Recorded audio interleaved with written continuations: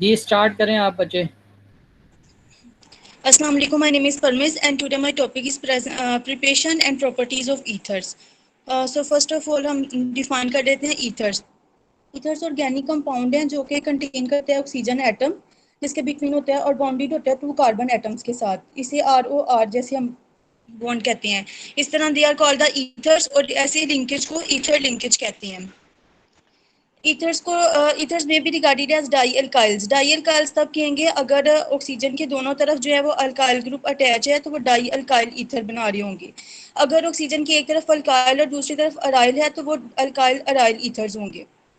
इसी तरह अगर दोनों तरफ अराइल होगा तो वो डाई अराइल ईथर्स होंगे. ईथर्स के आगे और 2 टाइप है, सिमेट्रिकल जिसे सिंपल ईथर्स भी कहते हैं और अनसिमेट्रिकल ईथर ईथर जिसे मिक्स ईथर्स भी कहते हैं. अब सिमेट्रिकल और सिंपल ईथर्स वो होंगे जब दोनों तरफ जो है वो सेम ग्रुप अटैच होगा. जैसे ये एग्जांपल में है, अगर ऑक्सीजन जो शो किया गया है उसके दोनों तरफ इथाइल ग्रुप अटैच है. यहाँ भी C2H5 है और दूसरी तरफ भी C2H5 है. ये सिमेट्रिकल ईथर है. अनसिमेट्रिकल और मिक्स्ड ईथर तब होगा जब वो डिफरेंट होंगे. जैसे एक तरफ मिथाइल है और दूसरी तरफ इथाइल अटैच है तो ये अनसिमेट्रिकल ईथर है. उसके बाद है क्राउन ईथर्स. क्राउन ईथर्स जो हैं वो साइक्लिक पॉलीमर्स होते हैं. बहुत से ईथर्स से ये मिलके बने होते हैं. ये पॉलीमर्स होंगे, इसके पॉली ईथर्स होंगे ये. और ये साइक्लिक इनका स्ट्रक्चर है जिसके पास जो उसका जो साइकिल है वो 4 या और मोर ऑक्सीजन से स्टार्ट होगा जो रिंग में, और 12 और उससे भी जो है वो ज़्यादा जो है और मोर एटम्स हो सकते हैं रिंग में. तो 4 से ये स्टार्ट इसका साइकिल. ऐसे कंपाउंड्स को क्राउन ईथर्स कहते हैं. इनको क्राउन ईथर्स इसलिए भी कहते हैं कि इनका मॉलिक्यूलर मॉडल जो है वो क्राउन से रिजेंबल करता है. The first number in their name. इस तरह ये नीचे जो है 12 क्राउन 4 है तो 12 जो है वो साइज या फिर हम कह सकते हैं टोटल नंबर ऑफ एटम्स को जो है वो रिप्रेजेंट करेगा कि नंबर ऑफ एटम्स कितने हैं. इसी तरह सेकेंड नंबर यानी कि 4 जो है वो इंडिकेट करेगा नंबर ऑफ ऑक्सीजन को, ऑक्सीजन एटम्स को. जैसे 12 क्राउन 4 है तो ये इसका स्ट्रक्चर भी शो किया गया है. 12 मतलब इसके जो टोटल नंबर ऑफ एटम्स है इसमें, यानी कि जो साइकिल का साइज होगा कंप्लीट. और 4 जो है वो सिर्फ ऑक्सीजन के एटम को रिप्रेजेंट कर रहा है. इसी तरह 18 क्राउन 6 है, are called the cyclic tetramers. 12 crown 4 को टेट्रामर और 18 क्राउन 6 जो है वो हेक्सामर होंगे. इनमें रिस्पेक्टिवली ऑफ रिपीटिंग जो है वो यूनिट्स इस्तेमाल किए गए हैं. इथाइलिन ऑक्साइड को OCH2 जो है इसका रिपीटिंग यूनिट है. इस तरह ये पॉली ईथर्स बनाएंगे. और इसमें पेरेंट अल्कोहल जो है वो इथाइलिन ग्लाइकोल इस्तेमाल की गई है जिसका फॉर्मूला है HOCH2CH2OH. तो ये यहाँ पे पेरेंट अल्कोहल होगी.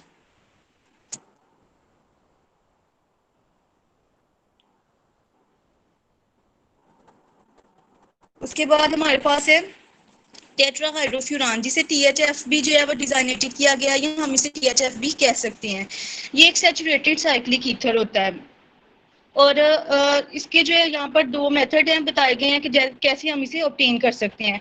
इसे हम फ्यूरान से जो है वो कैटालिटिक हाइड्रोजनेशन करवाकर उसकी ऑब्टेन कर सकते हैं जिसमें कैटालिस्ट फ्रेने निकल को इस्तेमाल किया जाता है. और हाइड्रोजनेशन H2 जो है वो उसमें ऐड करके इसे जो है हम THF जो है फ्यूरान से ऑब्टेन करते हैं. इस तरह सेकंड मेथड जो है उसे एसिड कैटालाइज डिहाइड्रेशन करवाकर 1,4-ब्यूटेन डाइओल से भी हम कमर्शियल लेवल पर इसे ऑब्टेन करते हैं जिसमें प्रोक्टिक एसिड को जो है वो इस्तेमाल किया जाता है और इससे भी THF ऑब्टेन हो रहा है. नीचे रिएक्शन भी दिया गया है. 1,4-ब्यूटेन डाइओल कार्बन 1 पे और 4 पे जो है वो अटैच है. इस तरह ये जो है वो प्रोक्टिक एसिड जो है उसमें एज अ कैटालिस्ट जो है वो यूज़ किया गया है और THF जो है वो ऑब्टेन कर रहे हैं. उसके बाद इसकी जो प्रॉपर्टीज जो है वो बताई गई हैं कि ये मिसिबल होता है वाटर के साथ भी और बहुत से ऑर्गेनिक सॉल्वेंट के साथ. ऐसा इसलिए ये मिसिबल होता है वाटर में और दूसरे ऑर्गेनिक सॉल्वेंट में अपने स्ट्रक्चर की वजह से.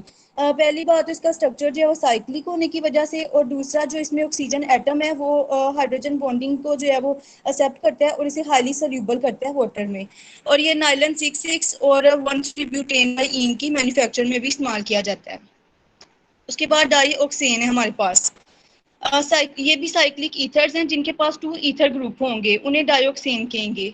अब 1,4 डाइऑक्सेन में भी 2 ईथर ग्रुप्स होते हैं और ऐसे स्ट्रक्चर में जो है वो डिहाइड्रेशन होती है बिटवीन द मॉलिक्यूल्स, जैसे between 2 pairs of OH groups.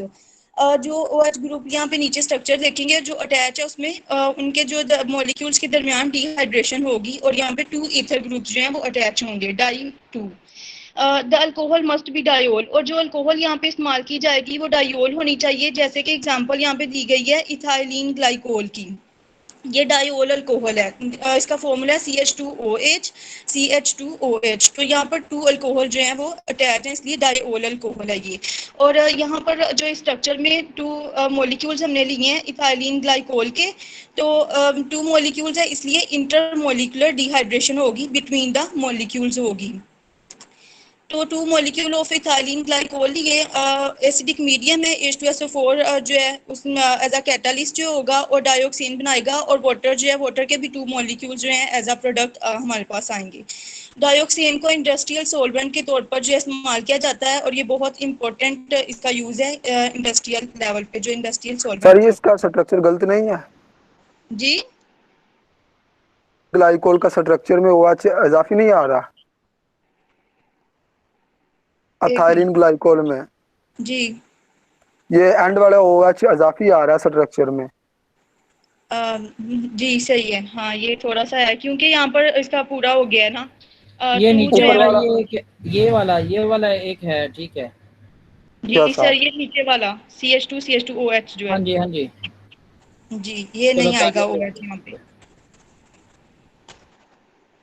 उसके बाद हमारे पास है पॉलीईथर्स एज एंटीबायोटिक्स। जब पॉलीईथर्स को एंटीबायोटिक्स के तौर पर इस्तेमाल किया जाएगा, तो सबसे पहले एंटीबायोटिक्स को समझ लेते हैं। हमें पता है कि एंटी अगेंस्ट होगा और बायोस मतलब लाइफ, तो इसका मीनिंग अगेंस्ट लाइफ है। और यहाँ पर पॉलीईथर्स को एंटीबायोटिक्स के तौर पर इस्तेमाल करने का गोल ये है कि जो मोर इन्फेक्शियस ऑर्गेनिजम्स हैं उन्हें फाइंड किया जाए ह्यूमन होस्ट के लिए।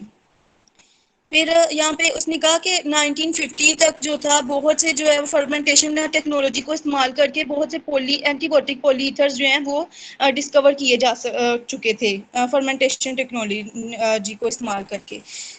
उसके बाद मोनेंसिन जो है यहाँ पर उसने दिया गया, ये जो है वो स्ट्रक्चरल यूनिट है जो इस्तेमाल किया गया है, और इसका जो है वो फॉर्मूला सी, इसमें कार्बन 36 होंगे, हाइड्रोजन जो है वो 62 होते हैं, और ऑक्सीजन जो है वो 11 होंगे। और यहाँ पर अगर सेविरल जो है वो साइक्लिक ईथर्स प्रेजेंट होंगे तब ये जो है वो स्ट्रक्चर जो है वो इनकी प्रेजेंस में जो है ये कैरेक्टराइज जो है वो किया जाता है। ये बताया गया यहाँ पे मोनेंसिन का ये स्ट्रक्चर भी शो किया गया है जिसमें कार्बन 36 होंगे, हाइड्रोजन 62 और ऑक्सीजन 11। और मोनेंसिन जो था वो फर्स्ट एंटीबायोटिक थी, पॉलीईथर एंटीबायोटिक थी जो प्रूव की गई थी फूड और ड्रग्स के लिए, और वाइडली यूज की जाती है ये एनिमल फीड में भी। यहाँ तक कोई क्वेश्चन है तो फिर वो बता दें, उसके बाद प्रिपरेशन ऑफ ईथर स्टार्ट हो रहा है। जी क्लास की क्वेश्चन है, चलें नेक्स्ट करें। अच्छा, उसके बाद हमारे पास है प्रिपरेशन ऑफ ईथर्स। यहाँ पे हम 3 मेथड्स जो है वो डिस्कस करेंगे ईथर्स को प्रिपेयर करने के। सबसे पहले हम डिहाइड्रेशन ऑफ अल्कोहल से कैसे प्रिपेयर करना है वो देखेंगे। ईथर्स जो है वो हमने पढ़ा है ये सिमेट्रिकल भी और अनसिमेट्रिकल भी हैं। यहाँ पर डिहाइड्रेशन ऑफ अल्कोहल में सबसे जो इंपॉर्टेंट थिंग है टेम्परेचर है, कि टेम्परेचर जो है वो लो होना चाहिए और स्पेसिफिक टेम्परेचर होगा यहाँ पे, तो तभी जो है हमारे पास जो है वो ईथर जो हम ऑब्टेन करना चाहते हैं प्रोडक्ट हमें मिलेगा। Symmetrical ethers are prepare by heating an excess of alcohol. Symmetrical ethers जो है वो हमने कहा प्रिपेयर किए जा सकते हैं अगर एक्सेस ऑफ अल्कोहल है हमारे पास उसे हीट करके, और कंडीशन जो है वो स्पेसिफिक है। 140 डिग्री सेल्सियस टेम्परेचर होगा और सल्फ्यूरिक एसिड एसिडिक मीडियम में। उसके बाद है डिहाइड्रेशन टू ईथर्स। अगर हम ईथर को जो है उसकी डिहाइड्रेशन करवा रहे हैं तो उसमें जो रिएक्शंस के लिए कंडीशन हमने प्रोवाइड की है उसको कंट्रोल करके हम अपने प्रोडक्ट को रिएक्शन को कंट्रोल कर सकते हैं। लेकिन अगर अल्कीन्स की डिहाइड्रेशन करवा रहे हैं उसके लिए, तो उसमें जो है हम रिएक्शन को जो कंडीशन प्रोवाइड कर रहे हैं उसकी चॉइस से हम अपने प्रोडक्ट को जो है अपने रिएक्शन को जो है वो कंट्रोल नहीं कर सकते हैं। अब इसने कहा डिहाइड्रेशन ऑफ एथेनॉल, अगर हम एथेनॉल जो है वो ले रहे हैं और एसिडिक मीडियम ही ले रहे हैं, लेकिन टेम्परेचर एक जगह 180 डिग्री सेल्सियस दे रहे हैं और एक जगह 140 डिग्री सेल्सियस, तो 180 पर जो है वो इथीन हमें ऑब्टेन हो जाएगी, ईथर नहीं होगा। इसलिए लो टेम्परेचर और स्पेसिफिक टेम्परेचर 140 डिग्री सेल्सियस ही होगा, तभी डाई इथाइल ईथर हमें ऑब्टेन होगा। इसका मैकेनिज्म है नीचे। इसमें सबसे पहले एथेनॉल लिया CH3CH2OH। ये एथेनॉल जो है उसने इसका जो है वो जनरल रिएक्शन है, ये सल्फ्यूरिक एसिड 140 डिग्री सेल्सियस जो है वो हमने इसे टेम्परेचर दिया स्पेसिफिक, और यहाँ पे डाई इथाइल ईथर और वाटर का मॉलिक्यूल भी रिलीज हो रहा है। अब मैकेनिज्म में जो है इस रिएक्शन को देखते हैं। सबसे पहले एथेनॉल है, उसके बाद सल्फ्यूरिक एसिड जो है वो H2SO4 जो है वो हमने यहाँ पर जो है यूज़ किया है। अब H2SO4 का काम जो है वो H पॉजिटिव जो है यानी प्रोटॉन जो है वो प्रोवाइड करना होता है। ये जो अपना प्रोटॉन है H पॉजिटिव देगा। इस तरह एथेनॉल में OH2 यहाँ पर जो है वो रिएक्शन में शो हो रहा है। अब ऑक्सीजन के ऊपर जो है वो पॉजिटिव चार्ज आ गया। ऑक्सीजन पहले ही बहुत ज़्यादा इलेक्ट्रोनेगेटिव था और अब जो है वो पॉजिटिव चार्ज भी है उसके ऊपर। तो अपने वाले जो इसके साथ जो ये कार्बन है CH2, उससे वो इलेक्ट्रॉन जो है वो अट्रैक्ट करेगा अपनी तरफ।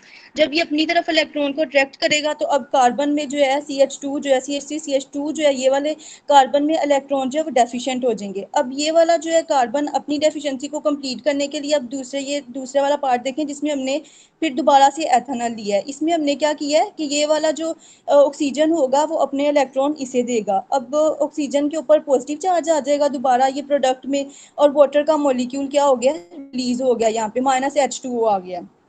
अब O पॉजिटिव है इसलिए इसके साथ जो हाइड्रोजन अटैच, जो यहाँ पर एक हाइड्रोजन रह गया था वो नीचे अटैच हो गया, इसने बॉन्ड बना लिया इसके साथ। अब ये वाला ऑक्सीजन जो होगा इस हाइड्रोजन से जो है वो इलेक्ट्रॉन ले लेगा इजीली, और इस तरह H पॉजिटिव जो है वो रिलीज हो गया और डाई इथाइल ईथर बन गया है। ये हमारे पास जो है वो प्रोडक्ट आ गया जो हमने ईथर ऑब्टेन करना था, और H पॉजिटिव जो है वो हमारे पास लेफ्ट। इस तरह ये H पॉजिटिव जो होगा वो दोबारा मैकेनिज्म इस तरह स्टार्ट हो जाएगा, अपना प्रोटॉन देगा, H2SO4 जो है वो ऐड होगा, इस तरह ये सारा मैकेनिज्म चलता रहेगा। अब दूसरा है विलियम्स सिंथेसिस कन्वर्जन, जिसमें होती है अल्कोहल की टू ईथर्स में। इस सिंथेसिस में क्या होता है, इसमें हमने अल्कोहल लेते हैं जो कि मेटल के साथ रिएक्ट करती है। जैसे जनरली समझा रही हूँ, पहले अल्कोहल जो है वो मेटल के साथ रिएक्ट करेगा और एक एल्कोक्साइड बन जाता है। अब जो हमारे पास एल्कोक्साइड आता है वो अल्काइल हैलाइड के साथ रिएक्ट करता है, और इस तरह हमें जो है वो ईथर ऑब्टेन हो जाता है। पहले स्टेप में लिखा है in the synthesis an alkyl और phenoxide is made to react with alkyl halide के साथ करवाओ, अल्काइल सल्फेट के साथ और अल्काइल सल्फोनेट के साथ, कि वो क्या बना दे, ईथर बना रहा होता है। इसमें जो सोडियम एल्कोक्साइड होता है वो ऑब्टेन किया जाता है जब एक मेटल जो है वो अल्कोहल के साथ रिएक्ट करती है, तो हमें एल्कोक्साइड जो है वो ऑब्टेन होता है। और ये इस मेथड से विलियमसन सिंथेसिस के जरिए जो है वो हम सिमेट्रिकल भी और अनसिमेट्रिकल ईथर्स दोनों जो है वो ऑब्टेन कर सकते हैं। फर्स्ट ये पहले वाले रिएक्शन में जो है उसने एथाइल अल्कोहल लिया है, उसके साथ जो है वो एक मेटल सोडियम मेटल को रिएक्ट करवाया है, जिससे जो है वो सोडियम एथोक्साइड बन गया है और प्लस H2 प्रोडक्ट में आ गया है। अब जो सोडियम एथोक्साइड आया था वो दोबारा रिएक्ट करेगा अल्काइल हैलाइड के साथ, जिससे हमारे पास जो है वो डाई इथाइल ईथर और प्लस NaCl सोडियम क्लोराइड जो है वो ऑब्टेन हो रहा है। तो हमारा प्रोडक्ट जो है वो डाई इथाइल ईथर हमें ऑब्टेन हो गया है अल्काइल हैलाइड के साथ रिएक्ट करवाने से। इस तरह दूसरा एक और एग्जांपल जो है एक रिएक्शन शो किया गया है जिसमें हमने प्रोपाइल अल्कोहल ली थी, और उसे भी जो है ये अल्कोहल को मेटल के साथ रिएक्ट करवाया जो कि उसके बाद जिसने साल्ट ऑफ प्रोपानोल दिए प्लस H2 आ गया। उसके बाद वो दोबारा जो है वो अल्काइल हैलाइड यहाँ पे आयोडाइड इस्तेमाल किया, उसके साथ जो है वो रिएक्ट करवा रहा है, और यहाँ पर फिर हमें जो है अपना प्रोडक्ट ईथर जो है वो ऑब्टेन हो रहा है, प्लस NaI जो है उसके आ गया हमारे पास। जैसे NaCl साल्ट था, यहाँ पे NaI आ जाएगा। लास्ट है अल्कोक्सी मर्क्यूलेशन एंड डीमर्क्यूलेशन ऑफ अल्कीन्स।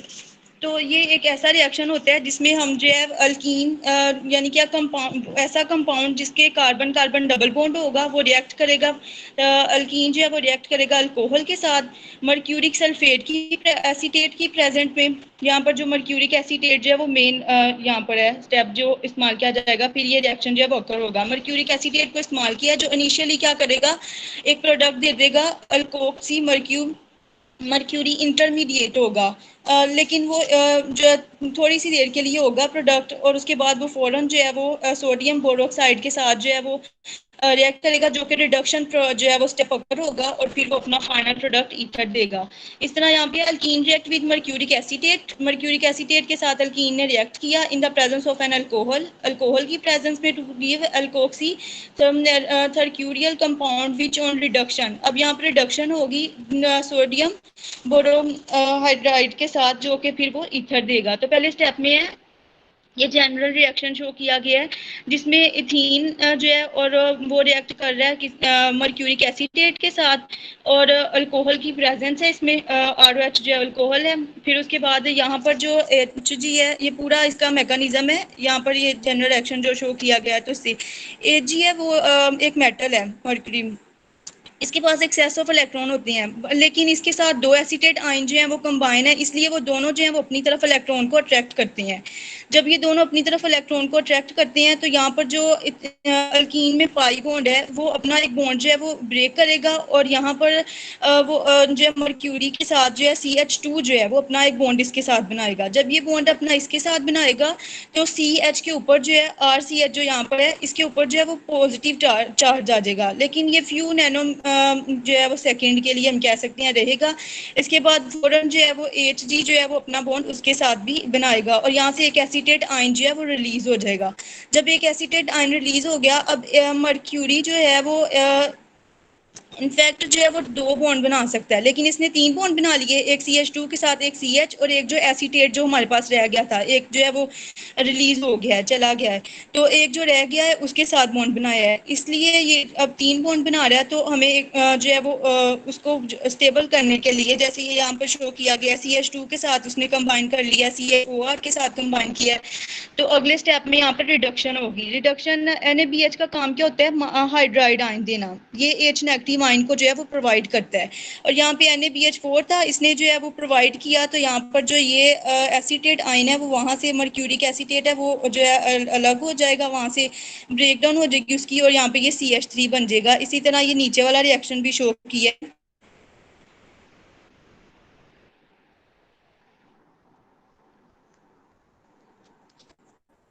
ये भी ऐसे एक अल्कीन ली है उसके साथ अल्कोहल ली है, मर्क्यूरिक एसीटेट है और पहला इसने 1 शो कर दिया जिसमें 1 स्टेप के साथ वो उसके साथ रिएक्शन करवाएगा, 2 वाले स्टेप में सोडियम जो है वो बोरोहाइड्राइड के साथ करवाएगा रिडक्शन, जहाँ पर जो है वो अकर होगी और वो अपना हाइड्राइड आयन देगा और ये हमारे पास जो है प्रोडक्ट आ जाएगा 3 आइसोप्रोपोक्सी 2 डाइमिथाइल ब्यूटेन। किसी का कोई क्वेश्चन है तो वो कर लें। सर ये जो मर्क्यूरिक एसीटेट है ये एज अ कैटलिस्ट यूज हो रहा है? जी ओके सर।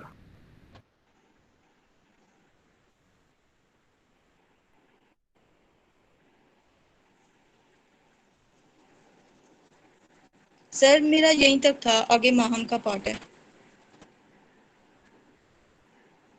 ये स्टार्ट करें फिर माहम इधर है माहम? Yes sir. स्टार्ट करें बेटा। जी सर। जी सर। स्क्रीन शेयर करें। जी सर।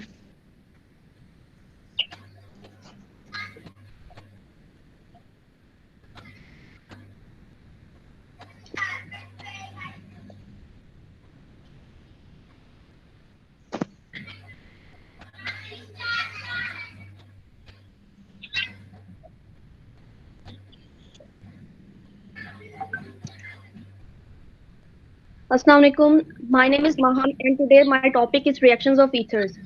सबसे पहले halogenation. The addition of the halogen to a compound is called the halogen. किसी भी कंपाउंड में हैलोजन की एडिशन को हैलोजिनेशन कहते हैं। अगर हम ईथर्स की बात करें तो ईथर्स जो है वो हैलोजन के साथ बहुत एक्टिवली रिएक्ट करते हैं, खास तौर पर क्लोरीन के साथ और ब्रोमीन के साथ। इसके 2 टाइप्स की रिएक्शन शो कर सकते हैं, एक इन the presence of the sunlight और एक in the absence of the sunlight. In the presence of the sunlight radicals बनते हैं, फ्री रेडिकल्स, और रिएक्शन फ्री रेडिकल मैकेनिज्म के थ्रू आगे प्रोसीड करते हैं। नीचे आप रिएक्शन देखें, उसके अंदर डाइथाइल ईथर है, उसने क्लोरीन के साथ इन the presence of sunlight reaction show किया है। इसमें जो कार्बन है वो एक एक करके अपने सारे हाइड्रोजन को लूज करता जाएगा और क्लोरीन के साथ बॉन्ड बनाता जाएगा। इस तरह ये हैलोजिनेशन शो कर देगा। और दूसरा केस है in the absence of the sunlight. In the absence of the sunlight halogenation सिर्फ अल्फा कार्बन शो करेगा। अल्फा कार्बन उस कार्बन को कहते हैं जो किसी भी फंक्शन ग्रुप के साथ डायरेक्टली अटैच हो। इधर ऑक्सीजन के साथ जो कार्बन डायरेक्टली अटैच है उसको हम अल्फा कार्बन कहते हैं। यहाँ पे रिएक्शन में शो किया हुआ है कि सिर्फ हेलोजिन जो क्लोरीन का मॉलिक्यूल है वो सिर्फ अल्फा कार्बन के साथ ही अटैच है, जो ऑक्सीजन के साथ डायरेक्टली अटैच है कार्बन। नेक्स्ट पे है फॉर्मेशन ऑफ ऑक्सोनियम सॉल्ट। और ईथर में जो ऑक्सीजन है इसके ऊपर दो लॉन पेयर्स ऑफ इलेक्ट्रॉन्स हैं। ये अपना ये लॉन पेयर ऑफ इलेक्ट्रॉन जो है वो प्रोटॉन को डोनेट करके प्रोटॉन को एक्सेप्ट करता है, इसलिए ये बेस एक्ट करता है, एक्ट एज अ बेस। जब भी ये किसी strong acids like HCl H2SO4 के साथ रिएक्शन शो करता है तो ये ऑक्सोनियम सॉल्ट बनाता है। ऑक्सोनियम सॉल्ट जो है वो एक अनस्टेबल कंपाउंड है जो फौरन ही टूट जाएगा। नीचे रिएक्शन शो किया हुआ है, इसके अंदर जो ऑक्सीजन है ईथर का, उसने अपना एक lone pair of electron HCl के हाइड्रोजन को डोनेट किया, प्रोटॉन को एक्सेप्ट किया, जिसकी वजह से इसके ऊपर एक पॉजिटिव साइन आ गया है। ये कोऑर्डिनेट कोवलेंट बॉन्ड बनाया उसने और क्लोरीन का आयन सेपरेट है। इसको हम ऑक्सोनियम सॉल्ट कहते हैं। ये एक अनस्टेबल कंपाउंड है जो फौरन ही टूट जाएगा। थर्ड पे बात करते हैं reaction with the dilute H2SO4 hydrolysis. Hydrolysis का मतलब होता है the breakdown of the compound in the presence of the water. Present water की मौजूदगी में किसी भी कंपाउंड की ब्रेकडाउन को हम हाइड्रोलिसिस कहते हैं। जब भी ईथर्स को हम डाइल्यूट H2SO4 के साथ हीट करते हैं तो अल्कोहल्स बनते हैं। नीचे जनरल रिएक्शन शो किया हुआ है, इसके अंदर एक ईथर है, उसने प्रोटॉन एसिड ने जो प्रोटॉन रिलीज किया उसको एक्सेप्ट किया, कोऑर्डिनेट कोवलेंट बॉन्ड बनाया और फिर वाटर के साथ रिएक्शन शो किया तो एक अल्कोहल का मॉलिक्यूल बना दिया और एक ROH2 का मॉलिक्यूल बनाया। ऑक्सीजन के ऊपर पॉजिटिव चार्ज है, अपनी इस पॉजिटिव चार्ज को स्टेबल करने के लिए हाइड्रोजन आयन को दोबारा से रिमूव कर देगा और एक और अल्कोहल का मॉलिक्यूल बना देगा। नीचे रिएक्शन शो किया, इसके अंदर डाई इथाइल ईथर है, इसने वाटर की प्रेजेंस में डाइल्यूट H2SO4 के साथ रिएक्शन शो किया और 2 इथानॉल के मॉलिक्यूल्स बना दिए। नेक्स्ट है reaction with the halogen acids. Ethers high temperature पर हैलोजन एसिड्स के साथ रिएक्शन शो करते हैं और अल्काइल हैलाइड्स या और अल्कोहल बनाते हैं और like HCl HBr HF etcetera. इन हैलोजन एसिड्स में HI यानी कि हाइड्रोजन आयोडाइड है, ये सबसे ज्यादा इफेक्टिव है और ये रूम टेम्परेचर पर रिएक्ट करते थे, यानी इसके ऊपर हमें ज्यादा हाई टेम्परेचर प्रोवाइड करने की जरूरत नहीं पड़ती। यहाँ रिएक्शन देखिए, डाइथाइल ईथर है, इसने हाइड्रोजन आयोडाइड के साथ रिएक्शन शो किया और एक अल्कोहल का मॉलिक्यूल बना दिया इथाइल अल्कोहल और एक अल्काइल आयोडाइड इथाइल आयोडाइड बना दिया। अगर हमारे पास हैलोजन एसिड ज्यादा अमाउंट में मौजूद हो तो जो हमारा अल्कोहल का मॉलिक्यूल बना ये इस हैलोजन एसिड के साथ रिएक्शन शो करेगा और एक और अल्काइल हैलाइड का मॉलिक्यूल बना देगा। नीचे रिएक्शन शो किया हुआ है, इसके अंदर जो हमारा अल्कोहल बना था ऊपर वाले रिएक्शन में इथाइल अल्कोहल, इसने हाइड्रोजन आयोडाइड XX अमाउंट में जो मौजूद है उसके साथ रिएक्शन शो किया और एक इथाइल आयोडाइड का मॉलिक्यूल बना दिया और वाटर को रिमूव कर दिया। नीचे ओवरऑल रिएक्शन दिया हुआ है, इसके अंदर डाई इथाइल ईथर है, इसने हाइड्रोजन आयोडाइड के साथ रिएक्शन शो किया और अल्काइल हैलाइड के मॉलिक्यूल्स बना दिए और वाटर को रिलीज कर दिया।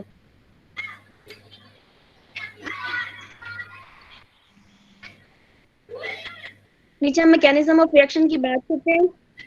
सबसे पहले जो डाइथाइल ईथर है, इसने हाइड्रोजन आयोडाइड के साथ रिएक्शन शो किया। हाइड्रोजन आयोडाइड में से जो एसिड है उसने अपना प्रोटॉन रिलीज किया और ये ऑक्सीजन ने अपना लॉन पेयर इस प्रोटॉन को डोनेट किया और प्रोटॉन को एक्सेप्ट कर लिया। इसकी वजह से इसके ऊपर पॉजिटिव चार्ज है, ये एक कोऑर्डिनेट कोवलेंट कंपाउंड है और आयोडाइड का आयन सेपरेट है।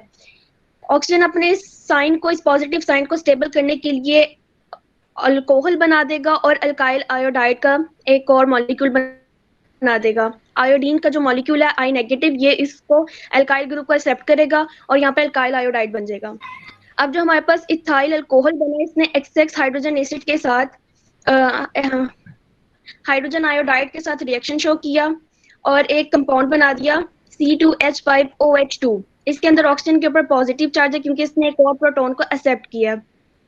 अब वो अपने इस चार्ज को स्टेबल करने के लिए अल्काइल हैलाइड बना देगा और साथ में वाटर का मॉलिक्यूल रिलीज हो जाएगा।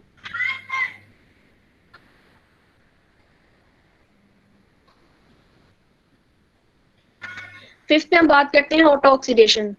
एटमॉस्फेरिक ऑक्सीजन की प्रेजेंस में किसी भी कंपाउंड की स्लो ऑक्सीडेशन को ऑटो ऑक्सीडेशन कहते हैं। जब भी एलिफेटिक ईथर्स यानी कि स्ट्रेट चेन ईथर्स एयर में लॉन्ग कांटेक्ट यानी कि काफी देर तक एटमॉस्फेरिक ऑक्सीजन के साथ इंटरेक्शन शो करें तो वो पेरोक्साइड्स बना देते हैं और ये रिएक्शन भी फ्री रेडिकल मैकेनिज्म के थ्रू ही प्रोसीड करते हैं। नीचे रिएक्शन दिया हुआ है, इसके अंदर डाइथाइल ईथर है, इसने ऑक्सीजन के साथ रिएक्शन शो किया। लॉन्ग कांटेक्ट यानी कि काफी देर तक वो इंटरेक्शन शो करता रहा और फिर यहाँ पे पेरोक्साइड ऑफ डाइथाइल ईथर बना दी, ये उसका फॉर्मूला है। नेक्स्ट हम बात करते हैं स्पेक्ट्रोस्कोपिक आइडेंटिफिकेशन। ये एक ऐसी टेक्निक को कहते हैं जिसके थ्रू हम कोई भी कंपाउंड इंफ्रारेड रेडिएशन को एब्जॉर्ब करते हैं, रिलीज करते हैं या एमिट करते हैं। इसके थ्रू हम इसको किसी भी कंपाउंड के केमिकल प्रॉपर्टीज, स्ट्रक्चर और उसकी बुक्स प्रॉपर्टीज के बारे में जान सकते हैं। अगर हम ईथर्स की बात करें तो ये 1050 से लेकर 1400 पर सेंटीमीटर की रेंज में मैक्सिमम ग्राफ शो करते हैं, वेव नंबर्स मैक्सिमम शो करता है due to the CO stretching. Stretching का मतलब होता है the continuous change in the inter atomic bond length of the compound. इसको हम कह देते हैं वाइब्रेशनल स्ट्रेचिंग। और अगर बॉन्ड स्ट्रेचिंग हो तो इसका मतलब है the continuous change in the inter atomic bond angles of the compound. यहाँ पे इस कार्बन CO स्ट्रेचिंग की वजह से ये 1050 से 1400 पर सेंटीमीटर की रेंज में मैक्सिमम ग्राफ शो करते हैं। जी यहाँ तक अगर किसी का कोई सवाल है तो प्लीज पूछ लें।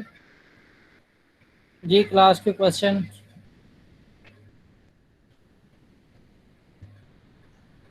No sir.